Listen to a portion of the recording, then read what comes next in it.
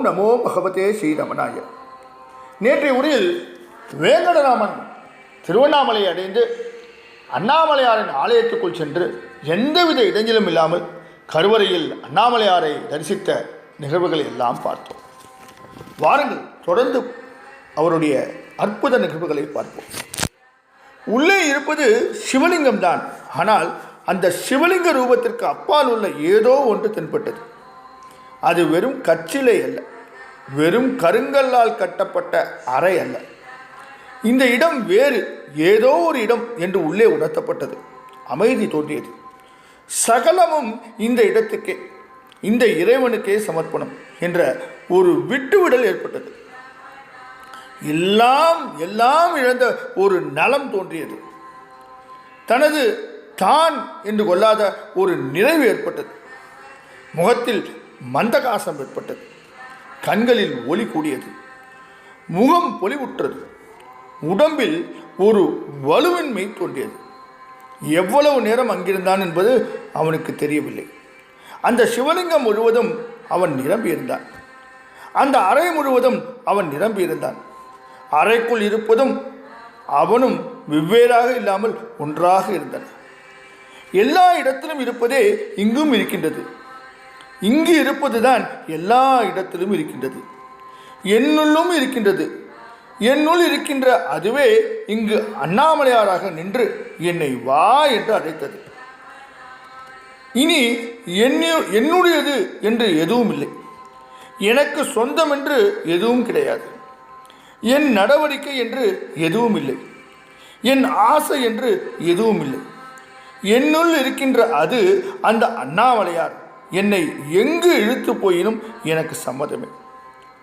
அது செய்யும், ஏதாவது செய்யும். இந்த பிரபஞ்சம் முழுவதும் அது இடையறாது நகர்ந்து கொண்டிருக்கின்றது. இது என்னையும் நகர்த்தும், எங்கு வேண்டுமானாலும் நகர்த்தி கொண்டு போகட்டும். இந்த எண்ணம் வந்ததும் ஒரு மிகப்பெரிய விடுதலை ஏற்பட்டது. விழியில் ஒரு சிரிப்பு தோன்றியது. புத்தியில் ஆனந்தம் ததும்பி நின்றது. தன்னை உருவமாக கொண்டுள்ள வரையில் உருவமற்றதை வழிபட முடியாது. தான் உருவம் அல்ல என்று உதறிய போது உருவம் தாண்டி உள்ளதை உணர முடிகின்றது. உருவ வழிபாடு என்பது உருவத்தை பார்ப்பதற்கல்ல, அந்த உருவத்தை பார்ப்பதன் மூலம் உள்ளே பார்ப்பதற்கு, நம் உள்ளே பார்ப்பதற்கு. எதிரே நெருப்பு கனன்று எரிந்து கொண்டிருக்கின்றது. அந்த எரியும் நெருப்பை உற்று பார்த்து கைகூப்பி கண்மூடினால் நெருப்பு உள்ளுக்குள் எரியும். எரிய வேண்டும். சிவலிங்கம் என்பது அருவ உருவம். அது உருவமும் இல்லை, உருவமும் இல்லாத அருவமும் இல்லை. அது வெறும் குறியீடு. கடவுள் என்பதன் தாக்கத்தை கல்லால் செய்த தத்துவம். தன்னை உற்று பார்க்கும்போது தத்துவம் உள்ளுக்குள் புகுந்து பெரிதாக மலரும். எல்லா இடத்திலும் சிவலிங்கம் இருப்பதை கண்டுகொள்ள முடியும்.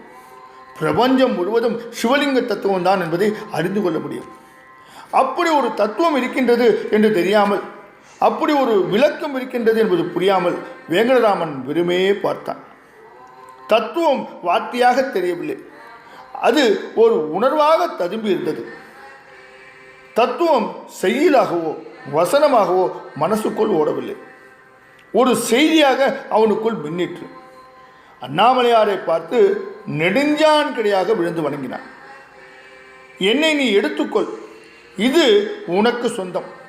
இந்த உடல், பொருள், ஆவி அத்தனையும் உனக்கு சொந்தம். நான் என்பது இங்கு இல்லை, என்னுடையது இங்கு இல்லை என்று சகலமும் விட்டுவிட்டு வெறும் குச்சியாக தண்டமாக விழுந்து வணங்கினான். அந்த வணக்கம் உண்மையாக இருந்தது. எவரும் தடுக்காமல் உள்ளே வந்தது போலவே எவரும் மறிக்காமல் வெளியே வந்தான். கிழக்கு கோபுரம் தாண்டினான். இன்னும் நடந்தான். எந்த இடம் நோக்கி என்ற இலக்கு இல்லை. எதற்காக என்ற லட்சியம் இல்லை. இதை முடித்துவிட்டு அதை செய்ய வேண்டும் என்கின்ற திட்டமிடல் இல்லை. வெறுமே நடந்தான்.